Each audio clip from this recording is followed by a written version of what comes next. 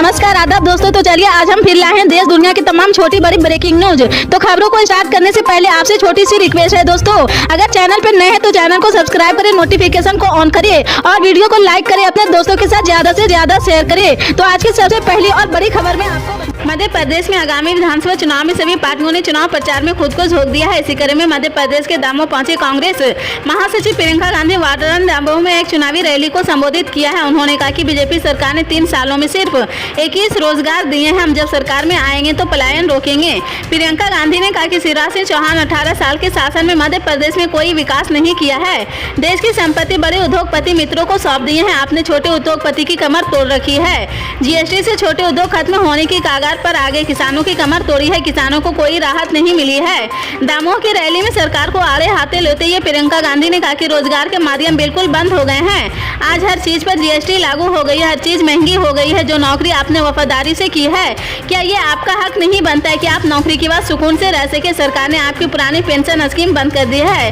आप कहते हैं कि आपके पास पेंशन के पैसे नहीं है। इतने सालों में भाजपा की सरकार और आपके प्रदेश में आपके लिए क्या कर रही सरकार? आपके लिए कुछ नहीं हो रहा।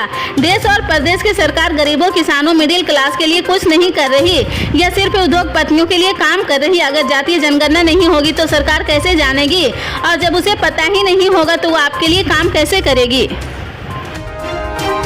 पैसे लेकर सांसद में सवाल पूछने के मामले में तृणमूल कांग्रेस के सांसद महुआ मोइत्रा पर लगे आरोपों की जांच कर रही लोकसभा की आचार समिति ने टीएमसी सांसद के आग्रह पर अब उन्हें 31 अक्टूबर की बजाय 2 नवंबर को सुबह 11 बजे कमेटी के सामने पेश होकर अपने बचाव में तथ्यों को रखने के लिए कहा। दरअसल इस मामले में महुआ मोइत्रा के खिलाफ शिकायत करने वाले भारतीय जनता पार्टी सांसद निशिकांत दुबे और वकील जय आनंद देहाद्रोही की गवाही के बाद लोकसभा की एथिक्स कमेटी ने अपना पक्ष रखने के लिए महुआ मोइत्रा को 31 अक्टूबर को बुलाया था।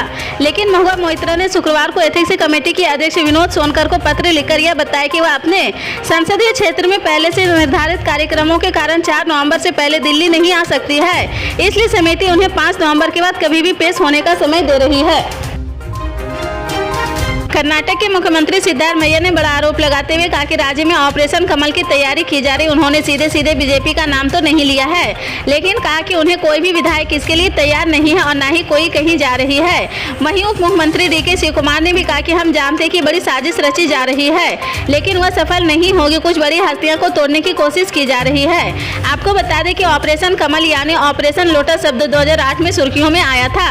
तब भारतीय जनता पार्टी को बहुमत दिलाने के लिए कर्नाटक राज्य के पूर्व मंत्री जी जनार्दन रेड्डी ने दल बदल विरोधी कानून को दरकिनार कर विधायकों से समर्थन हासिल करने के लिए एक खास तरीका इस्तेमाल किया है। इस तरीकों को ऑपरेशन कमल या ऑपरेशन लोटस नाम दिया गया था। इसके बाद कर्नाटक सहित अन्य राज्यों में भी सरकार बनाने के लिए बीजेपी पर इस तरह के ऑपरेशन करने का आरोप लगाया था। प्रधानमंत्री नरेंद्र मोदी ने नव नियुक्ति भर्तियों को 51,000 से नियुक्ति पत्र वितरित कार्यक्रम का उद्घाटन किया है। इस अवसर पर उन्होंने कहा कि दिवाली में अभी कुछ ही वक्त बाकी है, लेकिन नियुक्ति पत्र पाने वाले 50,000 युवाओं के परिवार को बड़ी खुशी मिली है। यह मौका दिवाली से जरा भी कम नहीं है। आपने कड़ी मेहनत से यह मुकाम हासिल किया है, इसके लिए नरेंद्र मोदी बधाई देता है। आपके परिवार को मेरी तरफ से बहुत बहुत शुभकामनाएं। रोजगार मेले में प्रधानमंत्री नरेंद्र मोदी ने कहा कि हमारी सरकार ने खादी की खोई हुई गरिमा वापस दिलाई है। इसकी बिक्री 10 वर्ष से पहले 30,000 करोड़ रुपए थी, जो अब 1.25 लाख करोड़ रुपए को पार कर गई है। पिछले दिनों जहां टमाटर और प्याज की कीमतों को लेकर मारामारी हो रही थी, तो वहीं अब एक बार फिर प्याज रुलाने के लिए तैयार है।